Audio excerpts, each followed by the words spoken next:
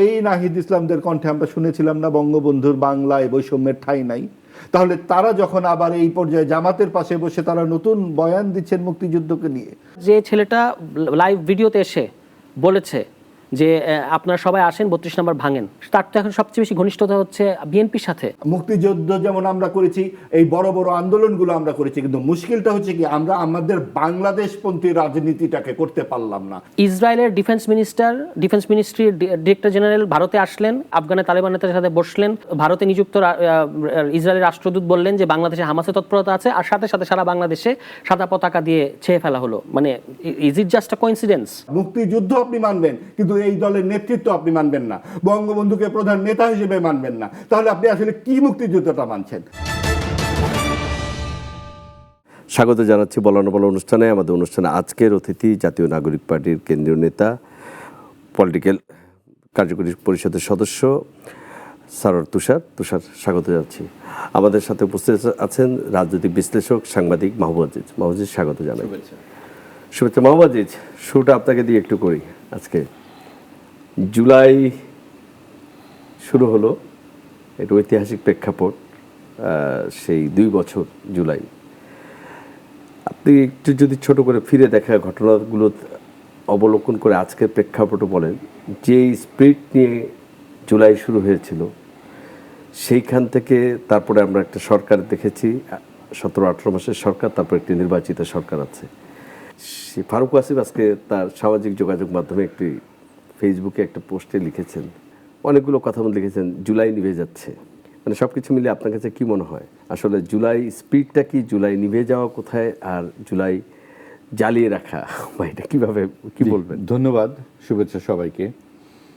আজকে আমরা যখন এই অনুষ্ঠানটি রেকর্ড করছি 1 জুলাই, তো আমরা স্মরণ করি সেই সময়ের যে উদ্দীপ্ত তারুণ্য, বিশেষ করে সব দল মত নির্বিশেষে যারা রাজপথে নেমে এসেছিল, গণতন্ত্র এবং জবাবদিহিতার প্রশ্নে প্রাণ দিয়েছে, আহত হয়েছে, এবং এটা বাংলাদেশের রাজনীতির ক্ষেত্রে, সমাজের ক্ষেত্রে একটা চিরস্মরণীয়, অমোচনীয় এক অভিজ্ঞতা।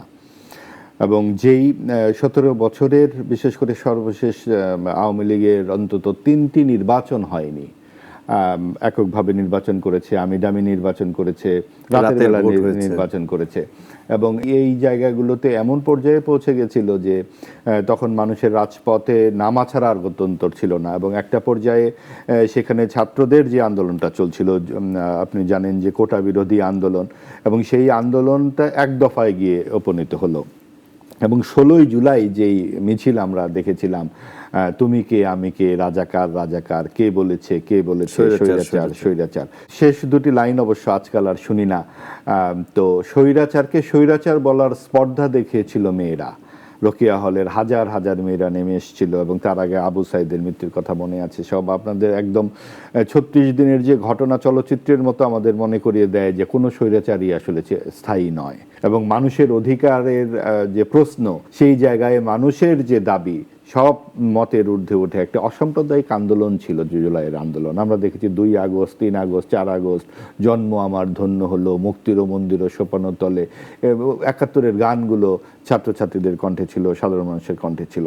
এবং এইরকম একটা অভূতপূর্ব দৃশ্য আমরা জীবদ্দশায় দেখলাম, যে মানুষের শক্তি, সাধারণ মানুষের শক্তি কত প্রবল, কত বিপুল হতে পারে। এবং 5ই আগস্টে যখন শেখ হাসিনাকে চলে যেতে হলো, বাধ্য হলেন তিনি চলে যেতে, এবং তারপর 8ই আগস্ট আমরা যে সরকারটি দেখলাম, অন্তর্বর্তীকালীন সরকার, এবং সেটা মানুষেরই আগ্রহে হয়েছে, সাধারণ মানুষের প্রতিনিধিরাই তাদেরকে, ডক্টর ইউনূস সাহেব সহ সবাইকে নিয়ে এসেছেন। কিন্তু এই 8 আগস্টের পরে যে কাণ্ডগুলো হলো, সেগুলো আসলে কোনোভাবেই জুলাইয়ের গণ অভ্যুত্থানের সাথে আমি মনে করি না যে এটার ধারাবাহিকতা রাখতে পেরেছে। বিশেষ করে সাম্প্রদায়িক শক্তির যে উত্থান আমরা দেখতে পেলাম, এটা 24-এর গণ অভ্যুত্থানে কখনোই এর সাথে যায় না। এবং 24-এ যে আমরা অসাম্প্রদায়িক আন্দোলনটি দেখেছিলাম, নারীদের যে অংশগ্রহণ আমরা দেখেছিলাম, এবং সেগুলো তার পরবর্তীতে মাজার ভাঙা, ভাস্কর্য ভাঙা, 71-এর মুক্তিযুদ্ধকে নিয়ে অহেতুক বিতর্ক তৈরি করা, শ্রদ্ধেয় নেতৃবৃন্দের সম্পর্কে বিতর্ক তৈরি করা, এবং কিছু কিছু অহেতুক বিষয় সামনে নিয়ে আসা, যা অপ্রয়োজনীয়, একেবারেই অপ্রয়োজনীয় ছিল।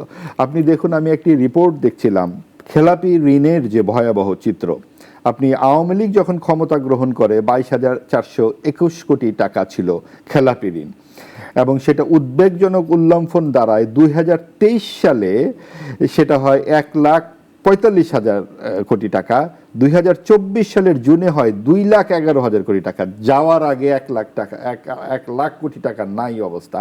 আবার আপনি দেখুন 2025 সালের জুনে 5,30,428 কোটি টাকা, অর্থাৎ ইউনূস সরকার যে সময় ক্ষমতায় ছিল 4,65,000 কোটি টাকা নতুন ঋণের দায় এসেছে। 4,65,000 কোটি টাকা ওনারা কি করেছেন? আমরা না হয় আওয়ামী লীগের সময় উন্নয়নের অনেক কিছু দেখেছি, এবং সেগুলো শুধু গল্পই নয়। আমরা এখন আসলাম যে এলিভেটেড এক্সপ্রেসওয়ে দিয়ে, কিংবা কিছু দৃশ্যমান আছে, এবং সেখানে লুটপাটের কাহিনীও দৃশ্যমান। আমরা বালিশকাণ্ডের কথা জানি, গণমাধ্যমেই এসেছে অনেক কিছু। কিন্তু ইউনূস সরকারের আমলে কোন চিত্রটি আমরা দেখছি? ভাঙ্গাভাঙ্গি ছাড়া, মব সন্ত্রাস ছাড়া, অহেতুক বিতর্ক ছাড়া, এবং একটি শক্তিকে অনুপস্থিত করে দেওয়া ছাড়া। আমরা আওয়ামী লীগের সময়ে 3বার নির্বাচনে কি দেখেছি যে তাদের বিরোধিতা করলে বলা হয় বিএনপি জামাত।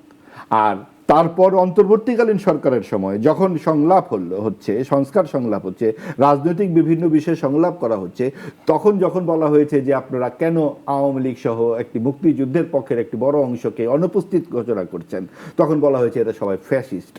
এখন আপনি দেখুন যে সর্বশেষ গ্রাহ্য নির্বাচনে যে 40% করে ভোট আওয়ামী লীগ বিএনপি পেয়েছে, তার মানে আওয়ামী লীগের সকল নেতাকর্মী সমর্থককে ফ্যাসিস্ট। আমরা যে ঘটনা দেখেছি 24-এ, সেখানে তো আওয়ামী লীগের সমর্থক অনেকেও আওয়ামী লীগের বিরোধিতা করেছেন।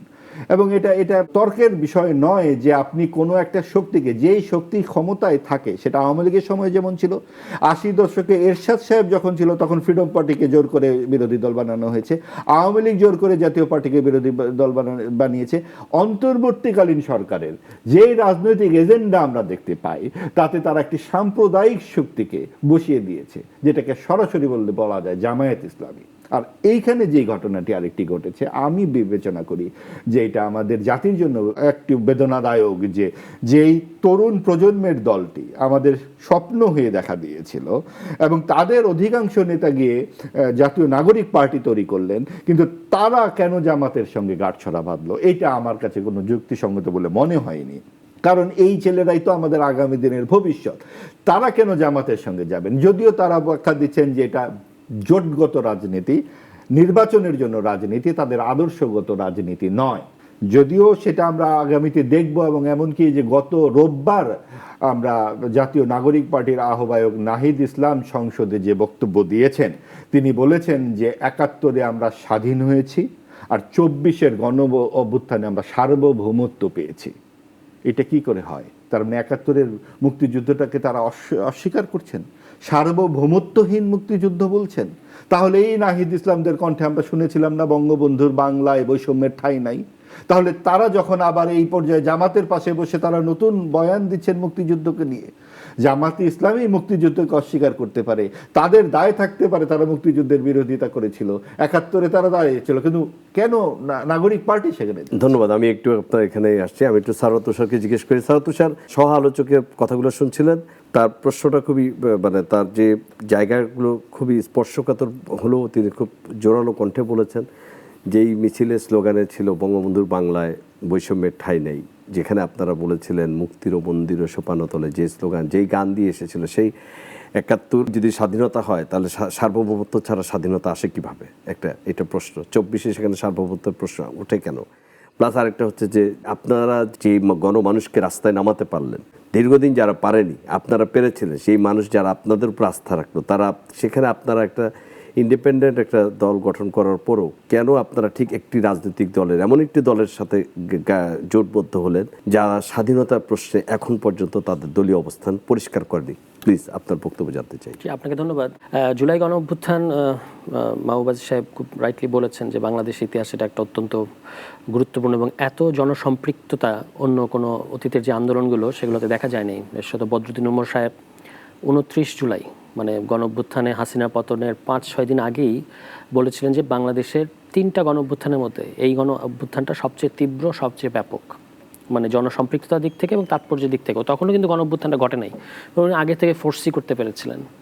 এবং এরপরে গণ অভ্যুত্থান হয়েছে, এবং শেখ হাসিনা নিজের ভাগ্য নিজেই আসলে ঠিক করেছেন যে তিনি ভারতে পালিয়ে যাবেন, এবং ভারতে পালিয়ে যাওয়া একটা দলকে নিয়ে পরবর্তীতে গণঅভ্যুত্থানের পরে সার্বিক রাজনৈতিক পরিকল্পনা করা, এটা মানে আমাদের আকাঙ্ক্ষা থাকতে পারে কারো কারোর, কিন্তু এটা বাস্তবতা ছিল না। যে দল ভারতে পলাতক, যার শীর্ষ নেতৃত্ব সহ এন্টায়ার দলের বিরুদ্ধে মানবতা বিরোধী অপরাধের মানে অভিযোগ এনেছে খোদ জাতিসংঘ, তারা মানে তাদের নিয়ে আমরা কিভাবে আলোচনা করব, বা তারা কোথায়, তাদেরকে আপনি কোথায়, আমরা পাচ্ছি কোথায়, এই প্রশ্নগুলো ছিল। 5 তারিখ গণঅভ্যুত্থান ঘটলো, 8 তারিখে সরকার হয়েছে। ইন দ্য মিন টাইম রাজনৈতিক দলগুলোর সাথে আলোচনা হয়েছে, ছাত্ররা রাজনৈতিক দলগুলোর সাথে কথা বলেছে, স্পেশালি বিএনপির সাথে কথা বলেছে। তাদেরকে একটা প্রস্তাব ছাত্রদের পক্ষ থেকে ছিল যে একটা অন্তর্বর্তীকালীন জাতীয় সরকার আমরা গঠন করি সবাই মিলে আপনাদের নেতৃত্বে, তাতে করে সংস্কার সহ মানে সরকারটা একটু শক্তিশালী সরকার হবে এবং যে ধরনের সংস্কার করা দরকার সেগুলো করে আমরা নির্বাচনে যেতে পারবো। এটা কিন্তু বিএনপি তখন টার্ন ডাউন করে দেয় এবং বিএনপি তখন 7 তারিখে সরকার হওয়ার আগেই একটা সমাবেশ করে যেখান থেকে তারা নির্বাচনের দাবি জানায়। ফলে 5 তারিখের পরের যে ঘটনাগুলো ঘটেছে, যেগুলো অনাকাঙ্ক্ষিত, এগুলো ঘটেছে কারণ রাজনৈতিক অনৈক্য ছিল এবং হওয়াটাই স্বাভাবিক ছিল। কারণ হলো যে গণঅভ্যুত্থানের পরে আমরা কি করব, কোন দিকে যাব, এটার ব্যাপারে কিন্তু কোনো জাতীয় ঐক্যমত্য ছিল না। এবং এখানে আপনি জানেন যে 24 জুলাইয়ে গণঅভ্যুত্থান ঘটেছে, জানুয়ারি পর্যন্ত 24 জানুয়ারি পর্যন্ত বিএনপির নেতৃত্বে আন্দোলন ছিল বিরোধী দলগুলোর, আওয়ামী লীগের বিরুদ্ধে। সেটা আন্দোলনটা কি ছিল, যে নিরপেক্ষ সরকার অধীনে নির্বাচন। অর্থাৎ তারা কিন্তু গণঅভ্যুত্থানের জন্য আন্দোলন করে নাই। তাদের লক্ষ লক্ষ নেতাকর্মী ঢাকায় এসেছে, আমরাও সেখানে ছিলাম, প্রত্যক্ষদর্শী, আমরা অংশ নিয়েছি। কিন্তু তাদের দাবিটা ছিল যে আপনার নির্দলীয় সরকারের অধীনে নির্বাচন দিতে হবে।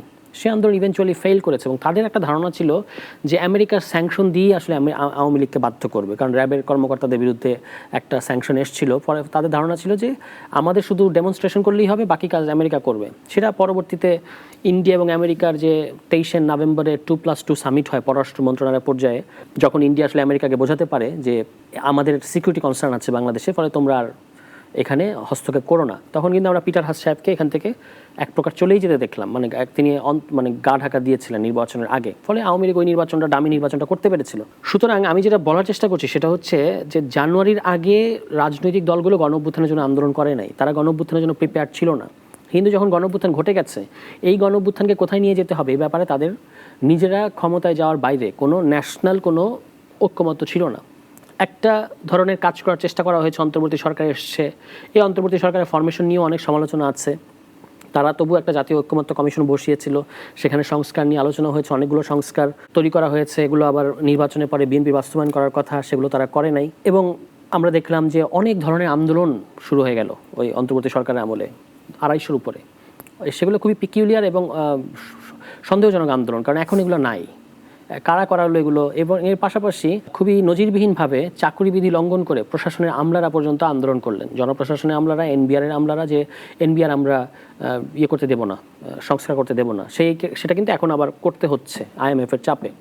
ফলে আমার বক্তব্য হচ্ছে যে যেগুলো আমরা গণঅভ্যুত্থানের পরে ঘটতে দেখেছি, যেগুলো অন্তর্বর্তী সরকার নিয়ন্ত্রণ করতে পারে নাই, আওয়ামী লীগ সরকারের আমলে প্রশাসন, রাষ্ট্র, সরকার, দল মিলে একটা শক্তি ছিল, পুরোটার উপরে আওয়ামী লীগের একটা একচ্ছত্র নিয়ন্ত্রণ ছিল, কারণ তারা সেভাবে নিয়োগগুলো করেছে। এই ব্যর্থতা তো তাহলে অন্তর্বর্তী সরকারের।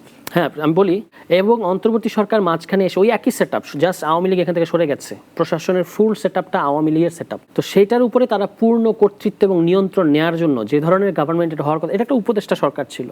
আমরা বলেছিলাম যে আপনাদের উচিত যে নির্বাহী কর্তৃত্বটা পুরোপুরি নিজেদের কাছে নেওয়া, যাতে করে আপনারা কঠিন ব্যবস্থা নিতে পারেন যারা গণঅভ্যুত্থানের বিরুদ্ধে কাজ করবে। তারা সেই সময় অনেকগুলো শক্তি মিলে এটাকে হতে দেয় নাই, না দেওয়ার কারণে তারা এদের নিয়েই কাজ করতে হয়েছে এবং এই আন্দোলনগুলো হলো। এবং তারপরে আপনার অন্তর্বর্তী সরকার স্বাভাবিকভাবে এদের উপর নিয়ন্ত্রণ নিতে পারে নাই, কিছু কিছু সংস্কার তারা করার চেষ্টা করলো এবং এটার মধ্য দিয়ে বিএনপি নির্বাচনের চাপ দিল এবং সবাই মিলে রাজি হয়ে একটা নির্বাচন হয়েছে।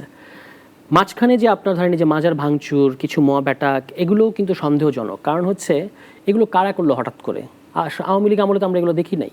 মানে যাদেরকে আমরা নামতে দেখেছি তাদেরকে তো দায় নিতে হবেই, চিহ্নিত করতে হবে যে কারা প্রথম আলো অফিসে ভাঙচুর করলো, কারা ডেইলি স্টার ভাঙচুর করেছে, কারা মাজারা ভাঙচুর করছে। যারা অংশ নিচ্ছে তাদেরকে তো আপনি ভিডিও ফুটেজ সহ অন্যান্য আলামত দেখে তাদেরকে আপনি ব্যবস্থা নেন তাদের বিরুদ্ধে। বাট এগুলো ঘটালো কারা হঠাৎ করে? আমি এই বিষয়ে আসবো আপনার কাছে, তার আগে আমি একটু মোহাম্মদ জিদের একটা প্রশ্ন ছিল, আপনি যদি একটু সুনির্দিষ্টভাবে উত্তর দেন।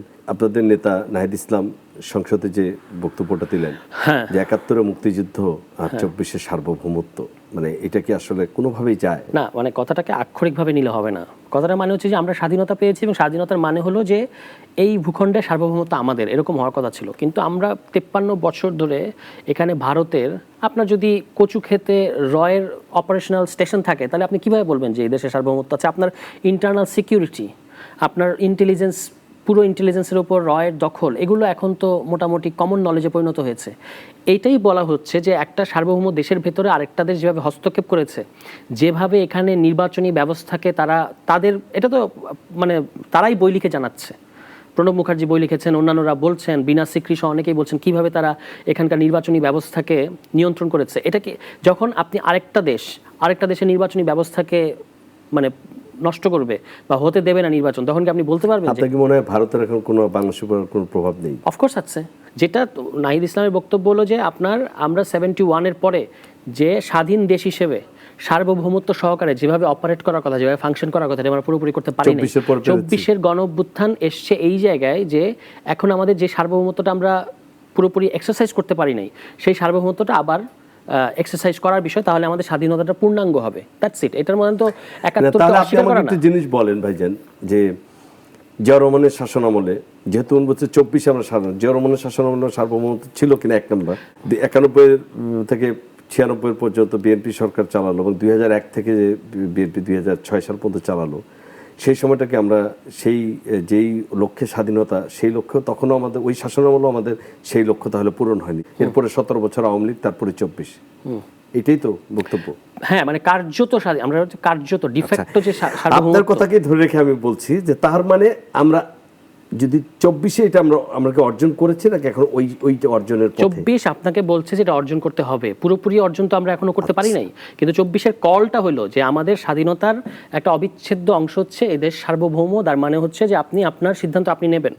এটা নেয়ার একটা কল হিসেবে 24 এসেছে। এবং 24-এর পরে এখন আপনি যদি দেখেন বিএনপি সরকার ক্ষমতায় আসার পরে তারা কিন্তু ভারতের গ্রিপ থেকে বের হয়ে আসার জন্য কোনো স্টেপস নিচ্ছে, যেটাতে আবার ভারত নানাভাবে এটাকে অস্থিতিশীল করারও চেষ্টা করছে। পুশিন সহ অন্যান্য ঘটনা, বর্ডার কিলিং। মানে হলো যে আমাদের যে স্বাধীনতা, আমাদের যে মুক্তিযুদ্ধ, এটা অবশ্যই বাংলাদেশের সমস্ত স্বাধীনতা এবং যত 70-80 বছরের যত আন্দোলন আছে তার একেবারে সেন্ট্রালে অবস্থান করে এই মুক্তিযুদ্ধ। এটা নিয়ে কোনো বিতর্ক করার সুযোগ নেই। আমরা যে বিষয়ে কথা বলছিলাম, তুষার একটা বিষয়ে অবতারণা করছিল যে আপনি বলেছিলেন মব বা ভাঙচুর, মাজার ভাঙচুর, যেই ত্রাস, এটা কারা করলো সে বলছে। আপনাকে একটু বলি, ডয়েচে ভেলেতে প্রথম আলোর সম্পাদক মতিউর রহমান একটি সাক্ষাৎকার দিয়েছেন। তিনি খুব সুনির্দিষ্টভাবে বলেছেন অন্তর্বর্তী সরকারের সময় উগ্রবাদী একটি গোষ্ঠী ভীষণ প্রভাব ছিল এবং সেখানে তারা সেই সরকারে ছিল এবং সরকারের উপদেষ্টারা চেয়েছেন এই হামলাটা হোক প্রথম আলো টেলিস্টের উপরে। তিনি বলেছেন, ডয়েচে ভেলেতে তিনি সাক্ষাৎকার তার ভাষায় বলেছেন, যখন যেই তারিখে ঘটনাটা ঘটে প্রথম আলো এবং ডেইলি স্টারে, সেই দিনের তার আগে থেকে যখন গোয়েন্দা রিপোর্ট, তিনি পুলিশ প্রধানদের সাথে কথা বলেছেন, র্যাব প্রধানের সাথে কথা বলেছেন, এমন কোনো জায়গা নেই বলেননি। তিনি সরকারের উপদেষ্টাদের সাথে কথা বলেছেন, কেউ কোনো দায়িত্ব নিতে চায়নি। একটা দেশের অন্যতম সেরা একটি কাগজের সম্পাদক, তিনি, তার কথায় মনে হচ্ছে তার অসহায়ত্ব মনে হচ্ছে, তিনি দাঁড়ে দাঁড়ে ঘোরার মতো ফোন করেছেন। কেউ পুলিশকে বলেনি যে তোমরা এটা বাধা দাও, কেউ আইনশৃঙ্খলা বাহিনীকে বলেনি তোমরা এটা বাধা দাও। 2:30 পর্যন্ত ছিল এই তাণ্ডব ছিল। এবং তিনি বলছেন যে তিনি যখন উপদেষ্টাদেরকে বললেন, লিখলেন যে আপনারা চেয়ে চেয়ে দেখলেন, মানে আপনারা এটা করতে দিলেন, তিনি তার মনের আক্ষেপ প্রকাশ করছেন এবং তিনি বলেছেন যে এইটা সরকারের উপদেষ্টারা চেয়েছে, এটা হয়ে যাক। এখানে দেশের ভিতরে একটা উগ্রবাদী গোষ্ঠী ছিল, দেশের বাইরে একটি উগ্রবাদী গোষ্ঠী ছিল। আমার প্রশ্ন হলো, যেই কথা বলেন যে 8 আগস্টের পরে যা হবার কথা ছিল না, সেরকম যে ন্যাক্কারজনক ঘটনা ঘটলো, সেটা জুলাই স্পিড বা জুলাই আন্দোলনের সাথে যায় না। আমি একটু আপনাকে জিজ্ঞেস করি, আপনি কি মতিউর রহমান সাহেবের তার যে মানে কথা এবং তিনি যেই সাক্ষাৎকার দিয়েছেন, সেটার বিষয়ে আপনি কি বলবেন? আমি যেটা মনে করি কি, দেখুন যে প্রথম আলো সহ যে গুরুত্বপূর্ণ গণমাধ্যমগুলো সবাই কিন্তু 24-এ গণ অভ্যুত্থানে যারা বস্তুনিষ্ঠ সাংবাদিকতা করেছে, এটা 24-এর গণ অভ্যুত্থানে আওয়ামী লীগের স্বৈরাচারী আচরণকে বিরোধিতা না করার কোনো কারণই ছিল না। যেটা সত্য সেটা সাদাকে সাদা বলতে হবে, এইটাই সাংবাদিকতা। সেই সাংবাদিকতা মতিউর রহমান সাহেব করেছেন। এবং তিনি সেটা সেই ইন্টারভিউতেও বলেছেন, সেটাও বলেছেন যে সেটাও আমরা- বলেছেন। কিন্তু ঘটনা হচ্ছে আমার কাজ করেছে এখানে তো কৃতিত্ব নেবার কিছু নাই, এটাই তো আমাদের কাজ। সাদাকে সাদা বলবো, আপনি সেখানে আমাকে ভারতীয় দোসর বললেও বলবো, পাকিস্তানি দালাল বললে বলবো ভাই এটা সাদা। কিন্তু তারপরে যে সাদার কাজগুলো ঘটেছে সেটা হচ্ছে যে এখানে একটা সাম্প্রদায়িক শক্তি, যেটাকে আমি সাম্প্রদায়িক শক্তি বলছি, মতিউর রহমান ভাই বলছেন উগ্রবাদী শক্তি, একই জিনিস।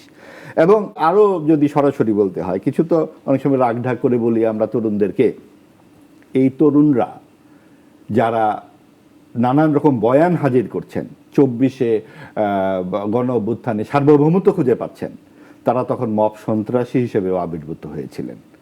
তারা নানান রকম মব সন্ত্রাসকে পৃষ্ঠপোষকতা করেছেন এবং তাকে ভারতীয় দোসর হিসেবে আখ্যা দিয়েছেন। তাকে জাজমেন্ট বলতে যা বোঝায়, অর্থাৎ আইন নিজের হাতে তুলে নেবার আর অনেক ধরনের উদাহরণ আমরা দেখেছি। এবং সেইটা যারা গণ অভ্যুত্থানের পক্ষে দাবি করেন, গণ অভ্যুত্থানে কে বিপক্ষে ছিল? এই কিছু আওয়ামী লীগের নেতা এবং তাদের যে খুনি বাহিনী ছাড়া এখানে তো আপামর জনসাধারণ, সেখানে লক্ষ লক্ষ লোকের মিছিল, এখানে কারা ছিল সেখানে? এমনকি আজিজুল নূরের ছেলের আচ্ছা স্ত্রী, যাই হোক, এটা মানে সেটা আমি ব্যক্তিগতভাবে, দেখলাম হ্যাঁ, সেদিন। আপনি দেখুন যে এরকম থাকতে পারে পিছনে, কিন্তু মূল জায়গাটি হচ্ছে আপনি কাঁঠাল গাছ বা আম গাছকে আলাদা করবেন কোথায়? কোন গাছের শিকড় কোনটা? আমরা এখন যা দেখছি তাতে জামাত এনসিপির শিকড় এক জায়গায়, সেটা হচ্ছে মুক্তিযুদ্ধ বিরোধিতা করতে হবে। মুক্তিযুদ্ধ মানে হচ্ছে যে শুধুমাত্র একাত্তরকে আমরা ধারণ করে বলেন, 71 বিষয়টা কি, মুক্তিযুদ্ধ বিষয়টা কি, মুক্তিযুদ্ধের যে মূল স্তম্ভ বেরিয়ে আসে 72-এর সংবিধানে, সেটাকেই তো তারা অস্বীকার করছে। ধর্মনিরপেক্ষতা, সমাজতন্ত্র, গণতন্ত্র, এই বিষয়গুলোকে তারা কি সাপোর্ট করে? তারা করে না বলেই কিন্তু তারাই খুঁজে পেতে বের করে আনে যে এই 54 বছরে আমাদের এখানে সার্বভৌমত্ব ছিল না। আজকে আমাদের জিডিপি চলে গেছে কোথায়? এবং আজকে আপনারা যেই বাজেট করছেন 9 লক্ষ কোটি টাকা 9 লক্ষ কোটি টাকার বাজেট, কি এটা কি আকাশ থেকে হলো? এই 54 বছরে এই মানুষের যে প্রাণবন্ত মানুষগুলোর যে অংশগ্রহণ, যে বিরাজনীতিকরণের চেষ্টা হয়েছে 1/11-এ, কিংবা তারপরে অন্তর্বর্তীকালীন সরকারের সময়ে এই জুলাই সনদ তো বিরাজনীতিকরণের সনদ। এই সনদের ভেতরে আছে আওয়ামী লীগ এবং বিএনপি যে বড় বড় রাজনৈতিক দলগুলোর হাতে পায়ে শেকল দেওয়ার সনদ। আপনার এই যে সংস্কারের কথা বলা হচ্ছে জুলাই সনদ, এটাও সেই পিআর পদ্ধতি বাস্তবায়ন করার জন্য। যাদের জনগণের সাথে সম্পৃক্ততা নাই, তারা যখন আরেকটা উচ্চকক্ষ নাম দিয়ে আরো 100 এমপি হয়ে বসতে চায়, তারা রাজনীতিটাকে নিজেদের মধ্যে গলদকরণ করতে চায়। রাজনীতি একটা 2 বছর 4 বছর 5 বছরের বিষয় নয়। বাংলাদেশ হঠাৎ করে আজকে 71 সালে পৌঁছে যায় নাই। সে যেই বলুক না কেন যে 3টি গণ অভ্যুত্থানের মধ্যে 24-এর গণ অভ্যুত্থান সবচেয়ে বড়, তার আগে আমাদের যেই পরম্পরাগুলো আছে 60 দশকের পুরো ধারাবাহিক যে আন্দোলন, তখন উদীচিতে হামলা করা হয়েছে, আগুন দেওয়া হয়েছে, তখন ছায়ানটে হামলা করা হয়েছে, তখন রবীন্দ্রনাথকে হিন্দু বলে নিষিদ্ধ করা হয়েছে, এই সব কিছু আমরা অন্তর্বর্তীকালীন সরকারের সময় দেখেছি। সেই উদীচিতে হামলা, সেই ছায়ানটে হামলা, আমরা 2001 সালেও ছায়ানটে হামলা দেখেছিলাম, 11 জনকে মৃত্যুবরণ করতে দেখেছি, নিহত হতে দেখেছি। আমরা 21শে আগস্টে হামলা দেখেছি। আমরা কিন্তু হুমায়ুন আজাদের উপরে হামলা দেখেছি। 13 জন ব্লগারকে 2013 সালে আমরা মৃত্যুবরণ করতে দেখেছি, নিহত হতে দেখেছি। এই নিহতগুলো নিয়ে, এই মুক্ত মতের উপরে আক্রমণ নিয়ে জামাত এনসিপি কখনো কথা বলে না। তারা কথা বলে কিন্তু বিভিন্ন পিক অ্যান্ড চুজ নিয়ে। তারা 75 সালের 15ই আগস্ট নিয়ে কোনো কথা বলে না, যে 22 জনকে হত্যা করা হলো, 8 জন। আপনি তো বিভিন্ন রাষ্ট্রে রাষ্ট্রপতি নিহত হয়েছে, উপমহাদেশ সকলেই। কোথায় আপনি দেখেছেন 8 বছরের শিশু সহ 22 জন নিহত হয়? এটা নাকি ফ্যাসিবাদের আইকন। ফ্যাসিবাদের আইকন যাকে বলা হচ্ছে বঙ্গবন্ধু শেখ মুজিবুর রহমান। এই বাকশাল পাশ হয়েছিল 6 জুন 1975 সালে। এই 1.5 মাসের মাথায় উনি লাখ লাখ মানুষ মেরে ফেললেন। এবং তিনি যদি তার মানুষই মারবেন, তাহলে তিনি কেন তার জীবনের অধিকাংশ সময় জেলে কাটালেন, এই আন্দোলন করলেন? একটা কথা বললেই হলো। আর আমরা এই যে গত 50 বছর এই বাংলাদেশে বাস করছি, এই প্রজন্ম পরম্পরায় আমাদের দেশে সার্বভৌমত্ব ছিল না। আমরা বললেই হলো এখানে এসেছে, আমাদের সব নির্বাচন করে দিয়ে গেছে। এই 14 সালের নির্বাচন, 18 সালের নির্বাচন, এই দায় আওয়ামী লীগ শেখ হাসিনার। এটা অমুক তমুক এসে করে দিতে হয় না, এই বুদ্ধি তাদেরই যথেষ্ট ছিল। যেমন বুদ্ধি ছিল এরশাদের 10 বছর সামরিক শাসনের, এটাও কাউকে করে দিতে হয়নি। 21শে আগস্টের যে গ্রেনেড হামলায় এইভাবে যে মানুষ মারা গেল, এটাও কাউকে করে দিতে হয়নি, সব আমরাই করেছি। এবং এই আমরা যখন গণ অভ্যুত্থান করি, সেটা আমরা করি, তখন সেটা ভারত বা পাকিস্তান এসে করে না, ডিপ স্টেট করে না, আমরাই করি বলেই এই জিনিসগুলো হয়। কারণ কাজেই মুক্তিযুদ্ধ যেমন আমরা করেছি, এই বড় বড় আন্দোলনগুলো আমরা করেছি, কিন্তু মুশকিলটা হচ্ছে কি আমরা আমাদের বাংলাদেশপন্থী রাজনীতিটাকে করতে পারলাম না। বাংলাদেশটা কোথায় আলাদা ভারতের থেকে? ধর্ম নিরপেক্ষতার জায়গা থেকে আলাদা, কারণ ওটা হিন্দুত্ববাদী রাষ্ট্র, পাকিস্তান বা ইসলামিক রাষ্ট্র।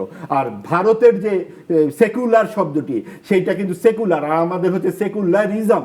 তাদের যে সংবিধানের সেকুলারিজম তারা আরো পরে 76 সালে অন্তর্ভুক্ত করেছে, আমরা 71 সালে পেলাম কোথায়? এটা একটা অসাম্প্রদায়িক ধর্ম নিরপেক্ষ রাষ্ট্র হবার কথা ছিল, সেইটাকে যখন পাকিস্তানমুখী করতে পারলো না এই একটি বিশেষ দল, এই রাগ তাদের এখনো রয়ে গেছে। সেইটা কিন্তু আমরা অন্তর্বর্তীকালীন সরকারের এই সামলা। ধন্যবাদ আমি আপনাকে। দুটো লাইনে শেষ করি। আপনি মুক্তিযুদ্ধ নিয়ে যে বয়ানগুলা দেখছেন, এই অশ্রদ্ধাপূর্ণ বয়ানগুলো কেন? কারণ ওই রাগটি পাকিস্তান, স্বাদের পেয়ারা পাকিস্তান ভাঙলো কেন? ধন্যবাদ মাহবুবে।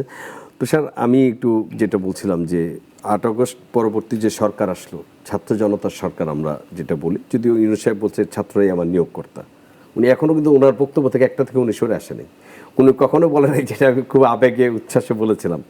উনি সেদিনও তার জন্মদিন পালন করলেন, সেখানে তিনি নাহিদকে এবং আসিফকে যেভাবে মানে অ্যাজ এ পার্সন হিসেবে যেভাবে তুলে ধরছেন, এখনও তিনি মনে করেন এটা আপামর জনতার বেসরকারি ইউনিভার্সিটি অনেকগুলো ছাত্রছাত্রী অনেকে আসছিল, রিক্সাওয়ালা, খেটে খাওয়া শ্রমিকও রাস্তায় নেমেছিল, বলেন না উনি এটা কেন বলেন না আমি জানি না। আমি যেটা বলছিলাম যে মতিউর রহমান সাহেবের যে বক্তব্য উদ্ধৃতিতে মাহবুব যেটা বললেন, এখানে সাথে আপনি এটা একটু আপনি কি বলবেন সহ আলোচকের আলোচনা। আরেকটু হচ্ছে যে তার মানে আপনারা কি ওই সময় সরকারে যদি মতিউর রহমানের বক্তব্য ঠিক হয়ে থাকে যে সরকারে উগ্রবাদী একটি জনগোষ্ঠী বা সাম্প্রদায়িক শক্তির প্রভাব ছিল, যে কারণে সেই ধরনের সেই নেতিবাচক দিকগুলো, যে ধ্বংস ভাঙচুর, বীরশ্রেষ্ঠদের আমাদের মুরালগুলো ভাঙা হলো, এই কারণে আসলে সরকার এটা ইচ্ছাকৃতভাবে চেয়েছিল? এখানে কি আপনাদের কোনো বক্তব্য তখন মানে খুব পরিষ্কার বা জোরালো কেন ছিল না? বক্তব্য জোরালো ছিল না কোথায় ঠিক জানি না, কারণ হলো যখন বীরশ্রেষ্ঠদের মুরালগুলো ভাঙা হলো, আমরা যারা আওয়ামী লীগ না মানে আমরা সব না, বীরশ্রেষ্ঠ যারা মুক্তিযুদ্ধের, আমাদের অরিজিনাল যারা মুক্তিযুদ্ধের, তারা তো কোনো দলের বিষয় না, তারা তো আমাদের সকলের শ্রদ্ধার এবং আমরা তাদেরকে সম্মান করি এবং তাদের সংগ্রামটারই উত্তরাধিকার হিসেবে আমরা নিজেদেরকে মনে করি। এখন বিষয়টা হচ্ছে কি যে আপনি যত বড় মুক্তিযোদ্ধাই হন, যদি মুক্তিযুদ্ধে আপনি নিজের জীবনও দিয়ে থাকেন, আপনার ফ্যামিলিতে এরকম ধরনের কেউ থাকে, আপনি যদি আওয়ামী লীগের সমালোচনা করেন, তাহলে বাংলাদেশে আপনি মুক্তিযুদ্ধ বা মুক্তিযুদ্ধের পক্ষে শক্তি হতে পারবেন না। হ্যাঁ, কারণ হলো যে এখানে শহীদ প্রেসিডেন্ট জিয়াউর রহমানকে তো দীর্ঘদিন যাবৎ পাকিস্তানের চর বলা হয়েছে, হয় নাই?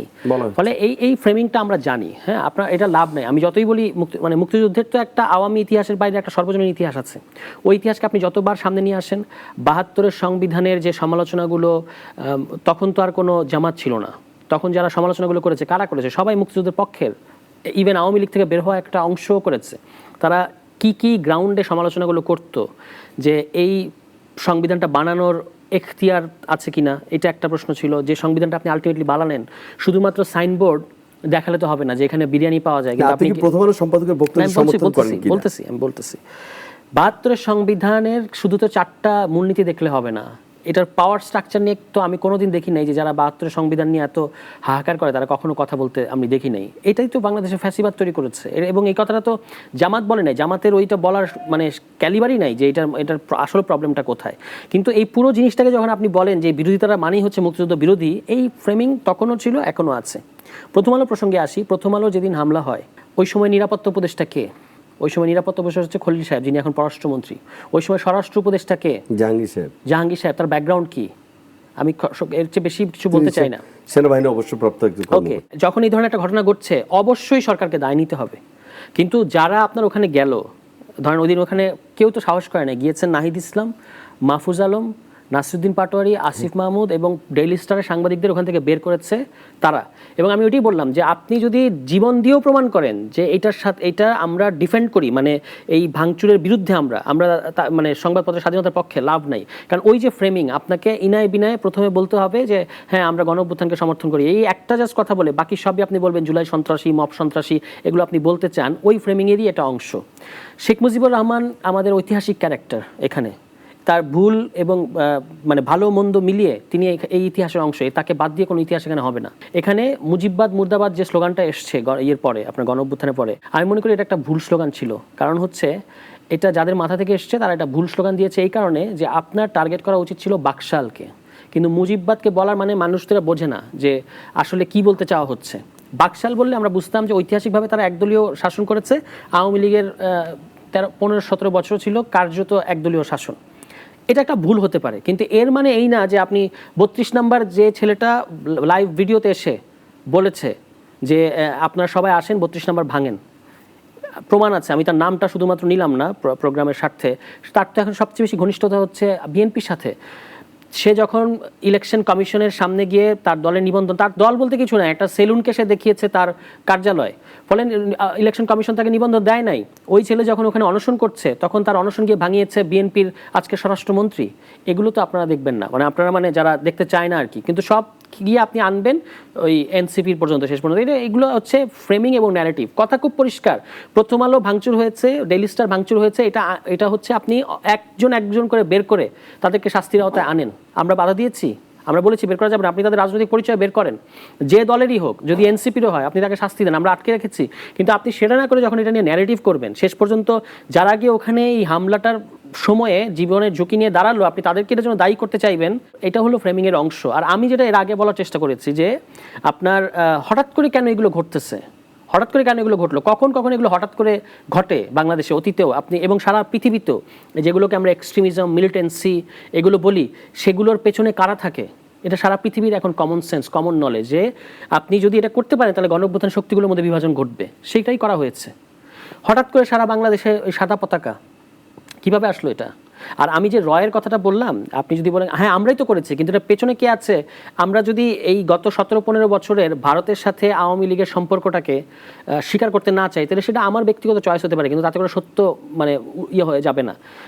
ইসরায়েলের ডিফেন্স মিনিস্ট্রির ডিরেক্টর জেনারেল ভারতে আসলেন, এসে তালেবান নেতাদের সাথে, আফগানের তালেবান নেতাদের সাথে বসলেন, ভারতে নিযুক্ত ইসরায়েলের রাষ্ট্রদূত বললেন যে বাংলাদেশে হামাসের তৎপরতা আছে, আর সাথে সাথে সারা বাংলাদেশে সাদা পতাকা দিয়ে ছেয়ে ফেলা হলো। মানে is it just a coincidence? ব্যাপারগুলো এত সরল না। কারা করলো এই মুহূর্তে যখন কিনা সরকার চীন সফরে গেছে? এগুলো তো আপনাকে দেখতে হবে। 2001-06 ব্যাপারে এগুলো, এই যে বাংলা ভাই থেকে শুরু করে সারা দেশে সিরিজ বোমা হামলা এগুলো যখন ঘটেছে, এবং এখনও যখন এই যে নানা ধরনের উগ্রবাদী নড়াচড়া, এগুলো কোনোদিনই ডিপ স্টেট যেটাকে বলা হয় বা গোয়েন্দা সংস্থা যেটা বলা হয়, তাদের আশকারা ছাড়া, তাদের পৃষ্ঠপোষকতা ছাড়া, তাদের ইন্ধন ছাড়া কোনোদিন হয় না, কোথাও হয় না পৃথিবীতে। ক্রাইস্ট চার্চে যখন হামলা হয়েছে নিউজিল্যান্ডে একটা মসজিদে 2019 সালে, এর পরপরই শ্রীলঙ্কায় চার্চগুলোতে লাগাতার হামলা হয়েছে। শ্রীলঙ্কায় যখন সরকার পরিবর্তন হয়েছে সবার আগে অ্যারেস্ট হয়েছেন ওই দেশের গোয়েন্দা প্রধান। ওয়াই? এই জিনিসগুলো আমাদের মেলাতে হবে। আপনি মনে করেন বাংলাদেশে উগ্রবাদী নাই? অফকোর্স আছে, কেন থাকবে না? এদেশে হলি আর্টিজান হয়েছে, অবশ্যই আছে। আমি তো অবশ্যই আছে, থাকবে না কেন? তাহলে আপনি তাদেরকে ইন্টেলিজেন্স তথ্য ব্যবহার করে তাদেরকে আপনি পাকড়াও করবেন, তাদেরকে আপনি নিষ্ক্রিয় করবেন, তাদেরকে আপনি অ্যারেস্ট করবেন, এটা হচ্ছে কাজ। কিন্তু যদি আমরা সারাদিন, যখন আপনাদের 11 দলীয় জোটের নেতা মামুনুল হক সাহেব বলেন মঞ্চে যে এই উগ্রবাদী জোট যে যাদেরকে বলা হয় এটা একটা বয়ান, এটার কোনো সত্যতা নাই, মানে আপনারা তো সেই মঞ্চে আপনাদের নেতারা থাকে, মানে আপনি বলতে চান 11 দল উগ্রবাদী দল? না না না, সেটা বলছি না। বলছে যে কেউ যদি সার্টিফাই করে যে এই দেশে কোনো উগ্রবাদী জনগোষ্ঠী নেই, এই দেশে সবই মানে ইসলামিক দল মাত্রই উগ্রবাদী, এটাও যেমন একটা বয়ান। আবার ভুল তথ্য। এভাবে আমরা ইসলামী দলগুলোকে আরো বেশি দূরে এক্স্যাক্টলি। আবার যদি কেউ বলে যে বাংলাদেশ উগ্রবাদ নাই, দুটোই বয়ান, দুটোই ভুল তথ্য, ভুল। তাহলে আপনাকে কি করতে হবে? এটাকে ন্যারেটিভ বাজি না করে, বয়ানবাজি না করে, এগুলো আপনার ইন্টেলিজেন্স আছে না, এই দেশের মানুষের পয়সা ইন্টেলিজেন্স পুষছেন না আপনি তাদেরকে এই নেটওয়ার্ক শনাক্ত করতে কি এমন যায়? কিন্তু যদি শস্যের মধ্যেই ভূত থাকে তাহলে আপনি ধরতে পারবেন না। আপনি এটাকে আইন শৃঙ্খলা পরিস্থিতি হিসেবে দেখেন। আমরা তো বারবার বলতেছি, জোর গলায় বলছি, প্রথম আলো এর পরে যখন আমাদেরকে ওখানে আমন্ত্রণ জানানো হলো অন্যান্য সকল দলের সাথে, ওখানে গিয়ে আমরা প্রেসের সামনে বলেছি যে আপনি একটা একটা করে শনাক্ত করে ধরেন, এবং তাদের রাজনৈতিক পরিচয়, এই যে 37 জন 38 জনকে অলরেডি গ্রেফতার করা হয়েছে, তো আপনি তাদের 36 জন হয়েছে, তার মধ্যে 2 জন আছে, বাকিরা ম্যাক্সিমামই জামিন পেয়ে গেছে। জামিন দিল কেন? কারা জামিন দিল? কোন সরকার জামিন দিয়েছে? বিএনপি সরকারই তো ক্ষমতায়, আপনি জামিন দিচ্ছেন কেন? অন্তর্বর্তীকালীন সময়ই জামিন পেয়ে গেছে। হ্যাঁ, তাহলে এখন আবার আপনি তাদেরকে অ্যারেস্ট করেন, যাদেরকে আপনি ওখানে পাচ্ছেন ভিডিও ফুটেজ দেখে, সমস্ত ভিডিও ফুটেজ স্বরাষ্ট্রমন্ত্রী ওখানে গিয়ে বলেছেন যে আমরা ভিডিও ফুটেজ দেখে একজন একজন করে গ্রেফতার করবো। আপনি গ্রেফতার করেন, শাস্তি দেন, আমাদের কোনো বাধা নাই তো। এবং আমরা এটা বাধা দিব কেন? আমরা এটা সমর্থন করবো। কারণ হচ্ছে যে সংবাদপত্রের স্বাধীনতা হচ্ছে ডেমোক্রেসির একটা ফান্ডামেন্টাল জিনিস। আপনি এটাকে কেউ যদি আক্রমণ করে, এবং সেই সময় অবশ্যই সরকারের নিষ্ক্রিয়তা ছিল, সরকারকে এটা দায় নিতে হবে, এবং ওই সরকার থেকে যারা বিএনপি সরকারে এখনো ধারাবাহিকতা রাখছেন তাদেরকে এটা দায় নিতে হবে। কিন্তু যদি আপনি একটা ফ্রেমিং করতে চান যে এটা হলো ওই মানে টার্গেটটা আনতে চান, যেটা এনসিপি জামায়াত করেছে, তাহলে এটা অপলাভ হবে। কোনো রাজনৈতিক দল এগুলো তাহলে আসল সমর্থন করে না। প্রকৃত দোষীরা পার পেয়ে যেতে পারে। অফকোর্স। আচ্ছা, আপনি বললেন 2001 সালের কথা, ভাই বলেছেন 2001 সালে, এগুলো অবশ্যই হয়েছে, কিন্তু এই দেশে তো রমনার বটমূল ঘটেছে কত সালে? তখন কারা আওয়ামী লীগ সময় হয়েছে। তারা কখন কারা ক্ষমতায় ছিল? আওয়ামী লীগ আওয়ামী লীগ ক্ষমতায় থাকলেও এটার দায় ওদের, আবার আওয়ামী লীগ ক্ষমতায় না থাকলে অন্যরা ক্ষমতায় থাকলেও দায় ওদের। আওয়ামী লীগের কোনো দায় নাই। 13 সালে যখন ব্লগার কিলিং হচ্ছে, সেগুলো সে সময় ক্ষমতায় ছিল আওয়ামী কারা? লীগ ক্ষমতায়। তাহলে এগুলো বলতে হবে না? একটা সরকারের সময় যদি কোনো কিলিং ঘটে, তাহলে সেটা সেই সরকারকেই দায়ী না, উনি নিতে হবে। বলছেন যে এগুলো তো বলছেন, কিন্তু আপনারা 21 আগস্টের গ্রেনেড হামলার কথা বলেন না, মানে যখন বলবেন, মানে ওনার যে বক্তব্য, আমি তো বললাম তুষারের একটি কথার সাথে আমি খুবই একমত। শস্যের ভিতরে ভূত থাকলে আসলে কি করা। আমি কখনোই বলিনি, আমি কিন্তু উল্লেখ করেছি 13 সালে ব্লগার হত্যার কথা, হুমায়ুন আজাদের রক্তাক্ত হবার কথা, 2004 সালের ঘটনা। আর 2001 সালে যখন রমনার মঠ বলে ঘটনাটা ঘটে, এইটা কে ক্ষমতায় আছে বা নাই এইটা কিন্তু আমি হিসাবও করিনি। আমি বলেছি রমনার মঠ বলে ঘটনাটা ঘটেছে, এবং সেটা আমি এখন হিসাব করে দেখলাম তখন বিএনপি জামাত ক্ষমতায় 2001 থেকে 6, ওটা 2001 সালে। আরো আগে ঘটেছে। আচ্ছা, এই ইতিহাসটা করে দেখেন। আমি এগুলো তো আমরা দীর্ঘকাল ধরে লিখতে আচ্ছা, আপনি চেক করে দেখেন, একটু চেক করে দেখেন প্লিজ। তো বিষয়টা হচ্ছে যে রমনা বটমূলে কারা, তার মানে আওয়ামী লীগ গিয়ে রমনা বটমূলে যদি করে থাকে, তাহলে ওরকম বলতে হচ্ছে 21 আগস্টে ভ্যানিটি ব্যাগে করে শেখ হাসিনা গ্রেনেডটা নিয়ে তার নেতা কর্মী 21 জনকে মেরেছিলেন, এবং 15ই আগস্ট শেখ মুজিব নিজেই গুলি করে তার 8 বছরের শিশুকে মেরে ফেলেছে। ব্যাপারটা ওরকম বলতে হবে আর কি, কারণ যেহেতু সব জায়গায় আওয়ামী লীগ খুঁজে পাওয়া যাচ্ছে, কারণ আওয়ামী লীগ এখানে উগ্রবাদী সংগঠন। বিষয়টা তো আসলে তা না। সবচেয়ে বড় উগ্রবাদের পরিচয় তো 71 সালে জামাত ইসলামী দিয়েই রেখেছে। যেই দল পুরো জাতির মুক্তিযুদ্ধের বিরুদ্ধে দাঁড়িয়ে যায়, তার পক্ষে কারা সাফাই গাইতে আসে বলেন? এবং এর চাইতে বড় ন্যাক্কারজনক কোনো ঘটনা ঘটতে পারে একটা রাজনৈতিক দলের জন্য? চালনি বলে সুই তোর পেছনে ফুটো। 30 লক্ষ মানুষের মারা যাবার ক্ষেত্রে, নিহত হবার ক্ষেত্রে যেই দলের দায়, তারা এসে আজকে 1400-1500 নিহতের ব্যাপারে নানান প্রশ্ন তুলছে। এবং জাতির জন্য কি দুর্ভাগ্যজনক আপনি দেখুন, সেই দলটিকে আমাদেরকে এখন বিরোধী দলের আসনে দেখতে হচ্ছে, এবং সেইটি অন্তর্বর্তীকালীন সরকারের প্রধান ইউনূস সাহেব নিজ নেতৃত্বে করে গেছেন। আপনি এখন বলতে পারেন আপনি কিভাবে জানেন? আমি জানি কিভাবে। যখন বঙ্গবন্ধুর বাড়ি ভাঙা হলো, এই ভদ্রলোক বলেছেন তার মেয়েকে গিয়ে জিজ্ঞেস করুন কেন এটা ভাঙা হচ্ছে। এটা কি কোনো রাষ্ট্রপ্রধানের বক্তব্য হতে পারে? তাহলে আর দেশে আইন কানুন থাকবে কেন? তিনি তো বলতে পারতেন দেখি কারা ভাঙছেন, যেমন তুষার আজকে বলছেন দেখুন কারা ভাঙছেন, এই কথা তো বলতে পারতেন। তিনি সেটা বলছেন না, এখানে যা আপনি তার মেয়েকে যাই জিজ্ঞেস করুন। আপনারা যে প্রথম আলো এবং ডেইলি স্টার নিয়ে এত চিন্তিত, আপনাদের ওই কথাটা মনে হয় না? আজকে আমার মাতামহির একটি বৃক্ষ যদি সেইটা আপনি উপড়ে ফেলেন, আমার কিরকম স্মৃতিটা চলে যাবে।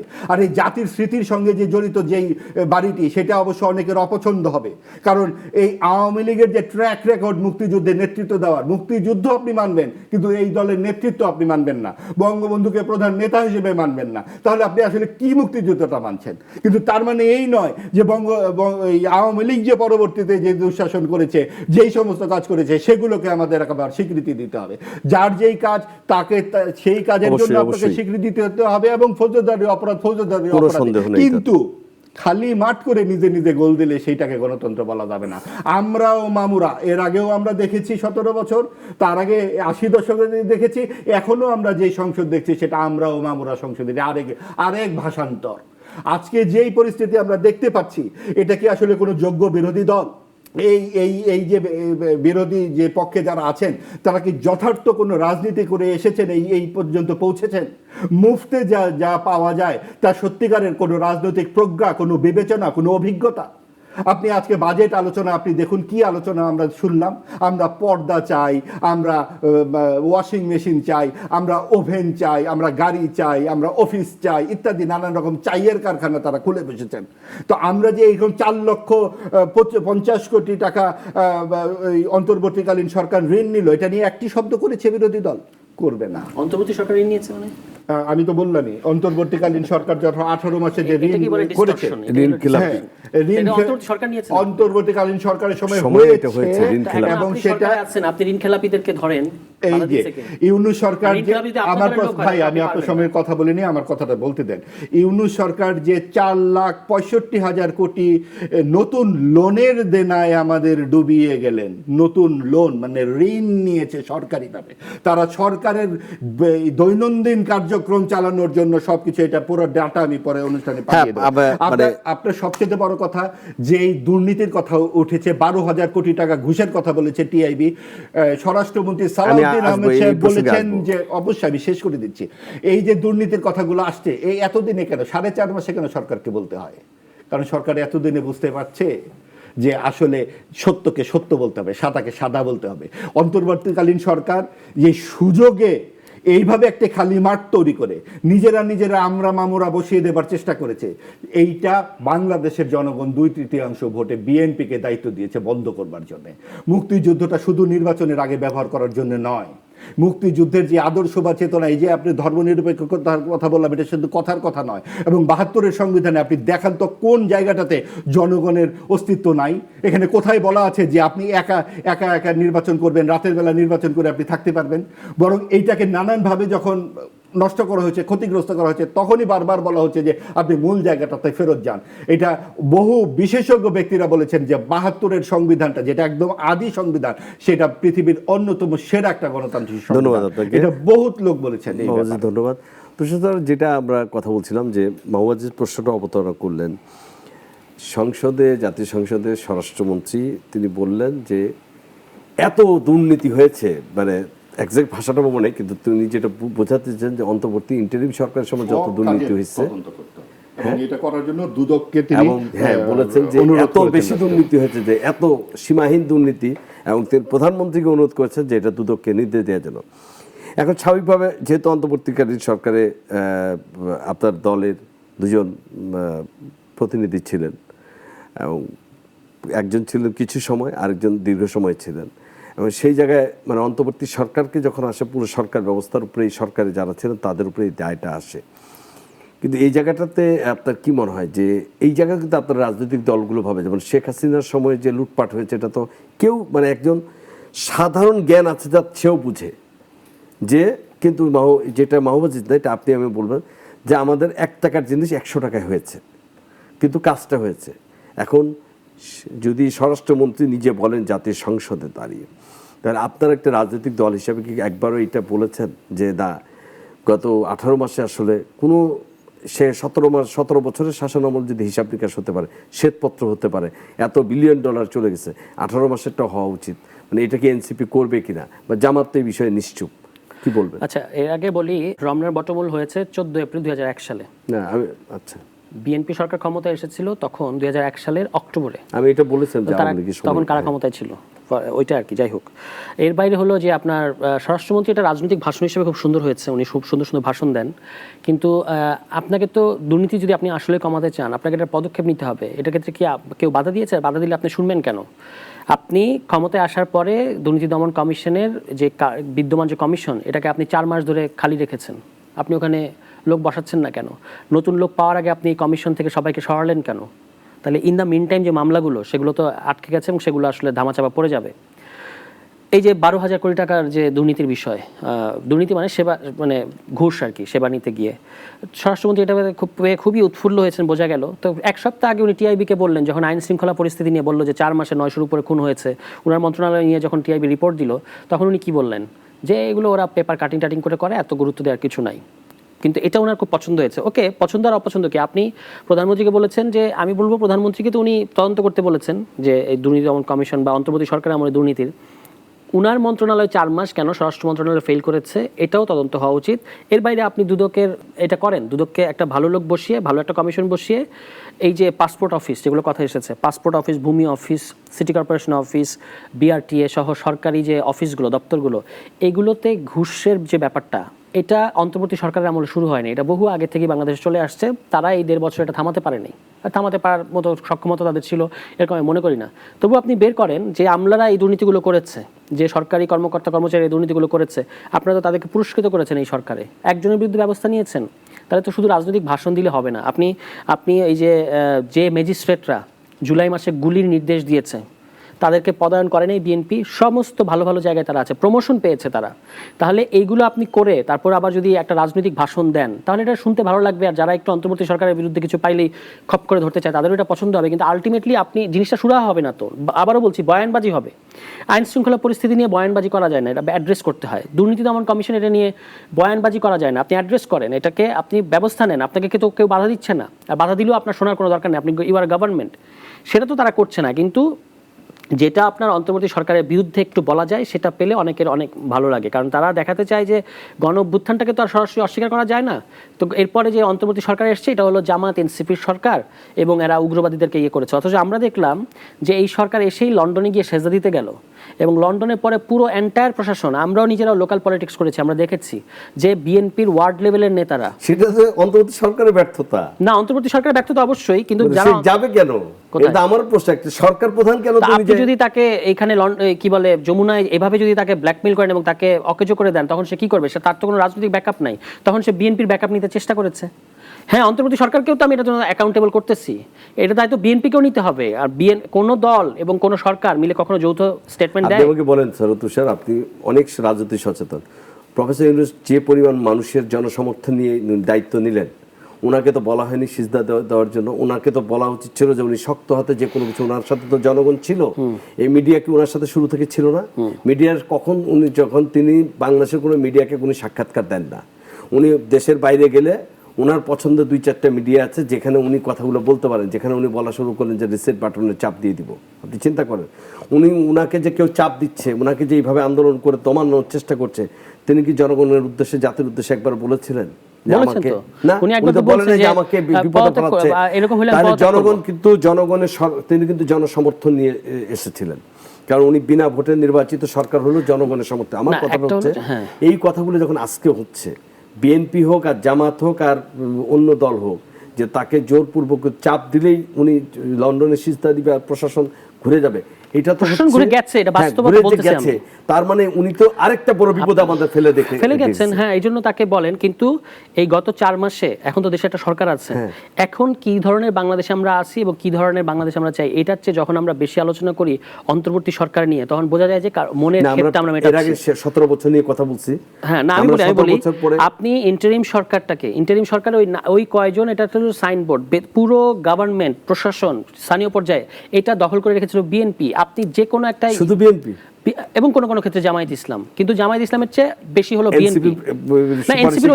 এনসিপির ক্ষেত্রে কি হয়েছে, এনসিপি ধরেন আমরা যখন যেতাম কোনো কাজে এই ডিসির কাছে কিংবা এসপির কাছে, তারা আমাদেরকে একটা চেয়ার দিতেন বসতে এবং একটু চা খাওয়াতেন। কিন্তু প্রত্যেকটা মন্ত্রণালয়ে, সরি তুষার আপনাকে একটু ইন্টারাপ্ট করছি, প্রত্যেকটা মন্ত্রণালয়ে এনসিপি তরুণ ছাত্রদের, বৈষম্যবিরোধী ছাত্রদের দলে ছাত্রদের একজন করে প্রতিনিধি ছিল। এনসিপি কেউ ছিল না, কোথায় এনসিপি তো ছিল না, বলছে ছাত্র নেতৃত্ব। হ্যাঁ, তাহলে এটা যারা ওখানে বসেছে তারা বলবে এই ছাত্রদেরকে আমরা চিনি না, এরা কারা আমরা চিনি না। তো আপনি যদি এখন সবই এনসিপির ঘাড়ে দিয়ে দেন তাহলে সমস্যা হবে।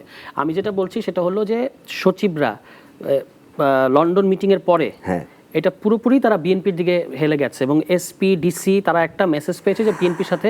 আপনি নিশ্চয়ই দেখেছেন যে হঠাৎ করে শেখ হাসিনা বাংলাদেশ থেকে চলে যাওয়ার পর, তার সরকার পতনের পরে তিনি ভারতে বসে নানা সময় নানা ধরনের তিনি তার নেতাকর্মীদের উদ্দেশ্যে বক্তব্য দেন। মাঝে মধ্যে তিনি দলীয় সমাবেশে, দলীয় নেতাকর্মীর বাইরেও বিভিন্ন গণমাধ্যমকে তিনি সাক্ষাৎকার দেন, লিখিত বা ইমেলের মাধ্যমে।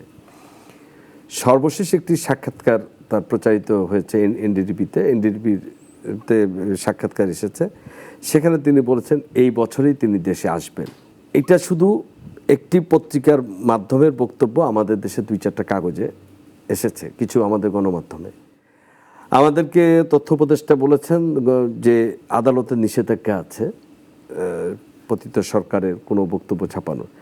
আমি যদি ভুল না করে থাকি, আন্তর্জাতিক মানবতা বিরোধী অপরাধ আদালতের একটা ছিল যে বিদ্বেষমূলক কোনো কিছু প্রকাশ করা যাবে না। শেখ হাসিনা অনেক ধরনের কথা বলে, এটা আসলে সরকারিভাবে ক্লিয়ার করা কেন হচ্ছে না, এটা আপনার কাছে জানতে চাইবে। একই সাথে সারোয়ার তুষার কাছেও জানতে চাই এই বিষয়টি।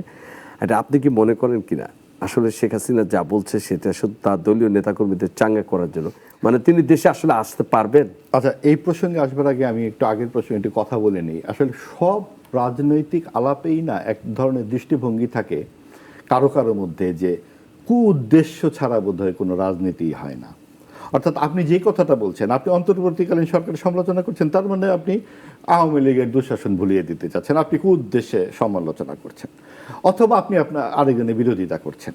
এইটা বিশ্লেষণ নয়। বিশ্লেষণ হচ্ছে আপনাকে সাদাকে সাদাই বলতে, হ্যাঁ আওয়ামী লীগের আমলে দুঃশাসন হয়েছে, প্রচন্ড দুঃশাসন হয়েছে, তাই বলে আরেকজন আপনি এসে আবার দুঃশাসন করতে পারেন আগামী 12 বছর বা 12 মাস বা 12 দিন।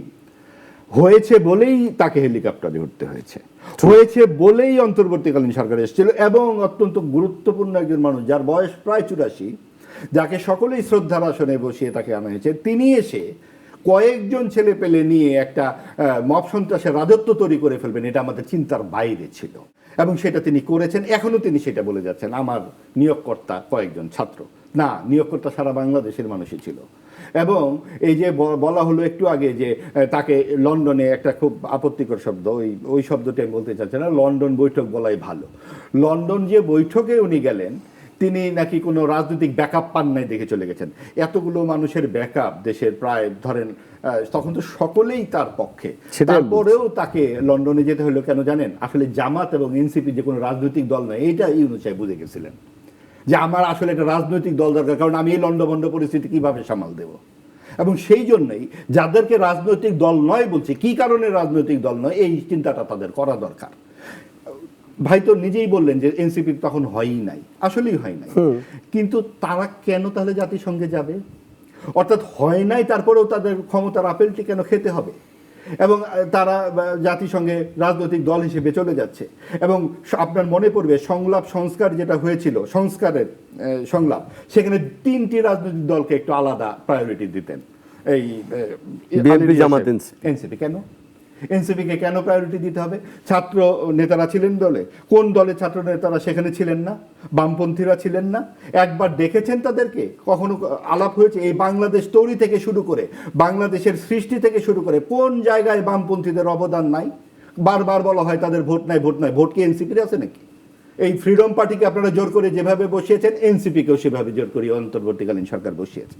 এবং সেই জায়গাটায় এখন বললে বলা হবে আপনি আওয়ামী দোসর। শেখ হাসিনার প্রসঙ্গে আপনি যে প্রশ্নটি করলেন, সেটি হচ্ছে উনি আসবেন কিনা বা কি করবেন কিনা। একটা জাতীয় নেত্রী বা নেতা এই ধরনের মানে আচরণ খুবই অনাকাঙ্ক্ষিত। তারা যেভাবে লুকিয়ে চুরিয়ে কথা বলছেন, নানানভাবে এইভাবে কথা বলছেন, আপনার যদি মিনিমাম আপনার বয়স তো হয়ে গেছে যথেষ্ট, আপনি কেন সেটা আইনের সামনে আপনি নিজেকে দাঁড়াতে পারছেন না? আপনি যদি সত্যিকার অর্থেই আপনি জাতীয় নেতা হয়ে থাকেন, আপনারা যারা আওয়ামী লীগের বিভিন্ন জায়গায় এদিক ওদিক, এবং আপনি দেখবেন আওয়ামী লীগের মধ্যে কিন্তু দম্ভ এবং অহমিকা যত সময় গিয়েছিল, এই 17 বছরে আস্তে আস্তে বেড়েছে। সেই দম্ভ এবং অহমিকা কি আমরা এখনো দেখি না? আপনার কি মনে আছে যে এই 16 তারিখে যেই কারণে ঘটনাটি ঘটে গেল, তিনি কি বলেছিলেন? চাকরি কারা পাবে? রাজাকাররা পাবে না মুক্তিযোদ্ধা? রাজাকারের নাতিপুতিরা পাবে। তো এই যে এই কথাগুলো কি একটি রাষ্ট্রনায়ক উচিত কথা ছিল না। কাজেই এই জায়গাগুলো থেকে আমাদের রাজনীতিবিদদের অবশ্য পাঠ নিতে হবে। আজকে যিনি চেয়ারে বসে আছেন, চেয়ার চিরকালের নয়। আপনাকে হাম্বল হতে হবে এবং আপনাকে বুঝতে হবে যে মানুষ কিন্তু আপনাকে দিন শেষে ভোটটা দিয়ে ক্ষমতায় বসাতে চায়, এবং আপনাকে এই বারবার রোটেশনে সামনে আসতে হবে। এই যখন মানুষ ভুলে যায়, নেতারা ভুলে যায়, আমি তো এমনিতেই চলে আসবো ক্ষমতায়, আমার কেন ভোটের জন্য যেতে হবে? এই এমনিতেই ভোট, আমি মামুরা এবং আমোদের ভোট, এটা কিন্তু আমরা সবসময় দেখে আসছি বিভিন্ন সময়ই। আমরা আশা করি যে এই 24-এর গণ অভ্যুত্থানের মাধ্যমে যে গণতন্ত্রের যাত্রা শুরু হয়েছে, অনেক ভুল ভ্রান্তির পরেও আগামী দিনে আমরা সেখান থেকে আরও শক্ত জায়গায় পৌঁছবো এবং সত্যিকার অর্থে একটা অন্তর্ভুক্তিমূলক সমাজ তৈরি হবে। আমি আপনাকে পছন্দ করি না, আপনি আমাকে পছন্দ করেন না, তার মানে আমরা পাশাপাশি বসে কথা বলতে পারবো না। কিন্তু আপনি ফৌজদারি অপরাধ করেছেন, তার জন্য আবার আপনাকে নানান কথায় ভুলিয়ে আপনাকে বসিয়ে দেওয়া হবে, এইটারও পক্ষপাতী আমরা নই। আমরা আইনের শাসন চাই, আমরা সকলের সমান অধিকার চাই। কিন্তু আমি বলছিলাম, যেটা জিজ্ঞেস করতাম, যে শেখ হাসিনাকে নিয়ে সংবাদ প্রকাশ করাটা একটা পরিষ্কার গাইডলাইন, মানে এইটা ভাই সব সরকারি তার বিরোধী পক্ষকে এর আগে তারেক রহমানের নাম আদালত থেকে নিষেধ করা হয়েছে। আপনি 17 বছর দেখেন, তাতে কি তারেক রহমানের রাজনীতি বন্ধ ছিল? তার যা সাংগঠনিক গণমাধ্যম কি করবে? গণমাধ্যম সেখানে আসলে আমি মনে করি বস্তুনিষ্ঠ সাংবাদিকতা করবে এবং সরকারের সাথে এক তর্কে যাবে। আমরা আসলে সকলের মতামতই প্রকাশ করতে চাই এবং সেইটা কোনো দলেরই যে যত বড় অপরাধী হোক না কেন সেটা আমরা গণমাধ্যম বিচার করে বসতে পারি না যে আপনি খুনি বা আপনি খুনি নন। এই রায় দেওয়ার দায়িত্ব আমাদের নয়। আমরা সকল পক্ষের মতামত দিতে চাই। আজকে ব্যক্তিগতভাবে আমি যা বলছি এটা আমার ব্যক্তিগত কথা, কিন্তু আমি যখন সম্পাদক হিসেবে কাজ করব আমি কিন্তু তখন তুষার সাহেব যা বলবেন আমি অবিকৃত সেটা ছাপতে চাই। তুষার, আপনার কাছে কি মনে হয় যে যেটা মাহবুব যে বললেন যে এটা তো একটা জাতীয় নেত্রীর কাছে বা এতদিনে 3 বার প্রধানমন্ত্রী ছিলেন বা এই দলটার মধ্যে যে অবস্থা, কিন্তু তারা আসতে চায়, তারা বলছে যে আসতে পারে তাদের দেশ, এই দেশের, কিন্তু কথা হচ্ছে যে আইনি বাধা পরিক্রমা বা এইটা কি মনে হয় যে কেউ কেউ বলে থাকে যে একটা আশঙ্কা করে আপনাদের দলের বা 11 জোট অনেকে বলে যে সরকারের সাথে হয়তো একটা আন্ডারস্ট্যান্ডিং হতে পারে। আপনার বক্তব্য কি, আপনার প্রতিক্রিয়া জানতে চাই। দেখেন, শেখ হাসিনা একসময় খুব দম্ভের সাথে বলতেন যে শেখ হাসিনা পালায় না, তারপর তিনি পালিয়েছেন। এখন তিনি বলছেন যে আমি ফিরে আসব। এটা তিনি বলছেন তার এখানকার যে নেতাকর্মীদেরকে তিনি এখনও ঝুঁকির মধ্যে রেখেছেন, তাদেরকে একটা প্রবোধ দেওয়ার জন্য যে আমরা তোমরা রাস্তায় থাকো বা আওয়ামী লীগের জন্য কাজ করতে থাকো, আমি তো আসবো। কিন্তু শেখ হাসিনার রাজনৈতিকভাবে আশা বলতে আমরা যেটা বোঝাই সেটার আর কোনো ভবিষ্যৎ নাই, আসার কোনো সম্ভাবনা নাই। একটা হচ্ছে যে তিনি যদি এখানে এসে কোর্ট ফেস করেন, ট্রায়াল ফেস করেন, সেটা একটা হইতে পারে। তাকে তো আমরা অবশ্যই স্বাগত জানাই, আপনি আসেন এবং ট্রায়াল ফেস করেন। আপনি তো পলিটিশিয়ান, বাংলাদেশে এরকম আপনার মতো ত্যাগী পলিটিশিয়ান নাকি আর নাই, এটা আওয়ামী লীগের পক্ষ থেকে বলা হয়। তাহলে আসেন, এসে ট্রায়াল ফেস করেন, এই সাহসটা আপনার থাকা উচিত। এরশাদও তো ট্রায়াল ফেস করেছে, তাহলে তিনি আসছেন না কেন? না এসে এটা গুপ্ত জায়গায় বসে থেকে কোথায় তিনি আছেন, অনেকে বলেন যে তিনি আসলে মারা গেছেন, এগুলো ক্লোন করে প্রচার করা হচ্ছে। আমরা তো তাকে দেখি নাই। তিনি ভারতীয় পত্রপত্রিকা ইমেলের মাধ্যমে দেন কেন? তিনি ভারতীয় পত্রপত্রিকা এইভাবে সামনাসামনি দিয়ে অডিও কণ্ঠ আসে, সেগুলো ক্লোনও হইতে পারে, অনেকে বলছেন। যাই হোক, আমি আশা করি যে তিনি বেঁচে আছেন এবং তিনি বাংলাদেশে এসে ট্রায়াল ফেস করবেন। এটা আসলে অবশ্যই বাংলাদেশ তাকে তার বিচারটা করতে চায়। আর এর বাইরে হচ্ছে তার যে বক্তব্য প্রচার, এটা হচ্ছে যে আইনটা করা হয়েছে, এটা তো এখন আর কোনো নির্বাহী আদেশ নেই, এটা একটা আইন। আপনি যদি এই পার্লামেন্টকে মানেন, যদি এই যে জনগণ ভোট দিয়ে একটা পার্লামেন্ট করেছে, আইনে কি বলা হচ্ছে? হ্যাঁ, সেখানে পরিষ্কার বলা আছে যে আপনি কোনো ধরনের বক্তব্য প্রচার করতে পারবেন না। এবং সেটা যদি আবার ধরেন বিভিন্ন পত্রপত্রিকা করছে, এমনভাবে করে ফটোকার্ডগুলো বানায়, এমনকি এটা যে কার্যক্রম নিষিদ্ধ আওয়ামী লীগ, এই কথাটা তো তারা বলে না। তারা আওয়ামী লীগ এভাবে বলে, অ্যাজ ইফ একটা বিরোধী দল, যে তারেক রহমান আর শেখ হাসিনার যে তুলনাটা, এটা কিন্তু অসম তুলনা, এই তুলনাটা হবে না। ওই সময় তারেক রহমানের বিরুদ্ধে একটা রাজনৈতিক বিদ্বেষ ছিল, শেখ হাসিনার বিরুদ্ধে কোনো রাজনৈতিক বিদ্বেষ না। তিনি তো গণহত্যার আসামি এবং পলাতক, ফলে তার সাথে আপনি একজন পলিটিশিয়ানের তুলনা করলে সেটা হবে না। তাকে তো আমরা এখন পলিটিশিয়ানের স্বীকৃতি দেই না। সংসদে আইনটা কি হয়েছে? সংসদের যে আইনটা হচ্ছে সন্ত্রাস বিরোধী যে দমনের যে আইনটা, তাতে আওয়ামী লীগের কার্যক্রম নিষিদ্ধ এবং তার কোনো বক্তব্য, আপনি আইনটা দেখবেন, তার কোনো বক্তব্য, বিবৃতি, কোনো সাংগঠনিক কোনো কর্মকাণ্ডের প্রচারণা, এগুলো পত্রপত্রিকা করা যাবে না। সেটা সবসময় সমস্ত পত্রপত্রিকা রক্ষা করছে না। এমনকি আমি বললাম যে হ্যাঁ, আপনি করতে পারেন একটা লেভেলে। এখন ধরেন এনডিটিভিতে তিনি সাক্ষাৎকার দিয়েছেন, বাংলাদেশের পত্রিকাকে কেন সেটা রিপ্রিন্ট করতে হবে? কোনো দরকার নাই। আপনি যদি ধরেন আওয়ামী লীগের তারা একটা চোরাগুপ্তা মিছিল করতে নেমেছে, সেইটা আপনি নিউজ করতে পারেন অবশ্যই, যে তারা এখন এটা করছে, যদিও তাদের কার্যক্রম নিষিদ্ধ। তখন তাকে বলতে হবে আপনার কার্যক্রম নিষিদ্ধ। এই কার্যক্রম নিষিদ্ধ কথাটা তো বলে না। বলা হয় নিষিদ্ধ কার্যক্রম আওয়ামী লীগের বা ছাত্রলীগের অনেক, আমি মিডিয়াটা মোটামুটি ফলো করি, তো আমি অনেক জায়গায় দেখেছি যে করে না। হ্যাঁ, অনেক পত্রিকাই করে, আবার অনেক পত্রিকা করে না। তো এইটা আর কি আপনাকে ঠিক করতে হবে যে কার্যক্রম নিষিদ্ধ কথাটা সবসময় বলতে হবে, কারণ এটাই হচ্ছে এখনকার আইন অনুযায়ী তাদের স্ট্যাটাস। সেটা যদি আপনি না করেন, তখন তাকে মনে হবে যে 8-10টা দলের মতো একটা দল। বুঝতে পারছি। আপনি কি মনে করেন তার মানে বলতে চাচ্ছেন যে শেখ হাসিনা রাজনৈতিকভাবে এদেশে আর আসতে পারবে না? রাজনৈতিক কামব্যাক বলতে যেটা বোঝায়, এটার আর তার ওই যে একজন মার্কিন রাষ্ট্রদূতের অফিসের একজন বাংলাদেশ সম্পর্কিত একজন কর্মকর্তা, তিনি বললেন, মাইকেল কুগলম্যান, আর একজন ওই লোকটার নাম আমি ভুলে গেলাম, ড্যানিয়েল সামথিং, উনি বলেছেন যে শেখ হাসিনা এবং তার পরিবারের আর কোনো ভবিষ্যৎ নাই বাংলাদেশে। এটা অ্যাবসলিউটলি ঠিক কথা বলেছেন উনি। হয় তার সামনে দুটো অপশন, হয় আপনাকে জেল ফেস করতে হবে, জেলে থাকতে হবে, অথবা নির্বাসনেই মৃত্যুবরণ করতে হবে। এর বাইরে আর কোনো নাই। যদি তাদেরকে বাদ দিয়ে দেখেন, শেখ হাসিনার কামব্যাক নিয়ে আমরা কত কথা বলি, আওয়ামী লীগের কামব্যাক নিয়ে কত কথা বলি, এটা বোঝা যায় যারা এটা নিয়ে বেশি কথা বলেন তাদেরই আসলে আকাঙ্ক্ষা থাকতে পারে। কোনো অসুবিধা নেই, গণতান্ত্রিক দেশ। কিন্তু আওয়ামী লীগ কী চিন্তা করছে সেটা তো আপনাকে ভাবতে হবে। আওয়ামী লীগ যদি বলতো যে হ্যাঁ এই প্রেসিডিয়াম, এই বর্তমান নেতৃত্ব, এটাকে আমরা ঝেড়ে ফেলতে চাই, আমরা নতুন করে পুনর্গঠন করতে চাই, সেরকম কোনো আভাস কি আপনি দেখতে পাচ্ছেন? সেরকম কোনো আভাস হলে সেটা যদি বাধা দেওয়া হতো তখন আপনি প্রতিবাদ করতে পারতেন যে আপনি তাদেরকে রিঅর্গানাইজ হতে না, দিচ্ছেন না কেন? প্রতিবাদ না, আমি বলছি যে মানে আপনি প্রেক্ষাপটটা জানতে হ্যাঁ, চাচ্ছিলাম। প্রেক্ষাপটটা হচ্ছে এই খুব সিম্পল, তাদের এই মুহূর্তে স্বাভাবিকভাবে, এবং ভারতও তাকে ছাড়তে চায় না। কেন ছাড়তে চায় না? কারণ ভারত হচ্ছে এটা দিয়ে বাংলাদেশের সাথে এক ধরনের বার্গেনিং চিপ হিসেবে তাকে ব্যবহার করতে চায়, ঠিক আছে? এবং এই যে বিভিন্ন সময় আপনার ওই তার বিভিন্ন সাক্ষাৎকার প্রচার করা, এটা আসলে ভারতের ওই পরিকল্পনারই অংশ। অনেক ধন্যবাদ মোহাম্মদ। একবার শেষ 30 সেকেন্ড একটু যদি জানতে চাই, আদৌ কি আপনি দেখেন, মানে এই প্রশ্নের শেষ ধরে, বাংলাদেশের শেখ হাসিনার কোনো রাজনৈতিক ভবিষ্যৎ দেখেন আপনি? আসলে রাজনীতিতে সত্যিকার অর্থেই কোনো শেষ কথা বলে কিছু নাই, এবং আমরা কেউই বিচারক নই। আমি এখানে বসে অমুক হত্যাকারী, তমুক খুনি, অমুক ভালো, অমুক এইটা আমি ব্যক্তিগতভাবে বলতে চাই না। তবে যা ঘটনা ঘটেছে আমাদের চোখের সামনেই ঘটেছে, এবং অনেক কিছু চোখের আড়ালেও ঘটেছে। কাজেই রাজনীতি একটা খুবই দুর্গম জায়গা। আমরা কি জানতাম যে 8 বছর বেগম খালেদা জিয়ার মতো একজন বা রাজনৈতিক ব্যক্তিত্ব জেলে কাটিয়ে দিলেন? কল্পনাই করি। এবং 1 কোটি না 2 কোটি টাকার এতিমের টাকা, এবং যে টাকা শুনে নেয় ওই টাকার চেয়ে আরো বেশি টাকা হয়ে আছে। সেইটার পরিণতিও তো ভালো হয়নি।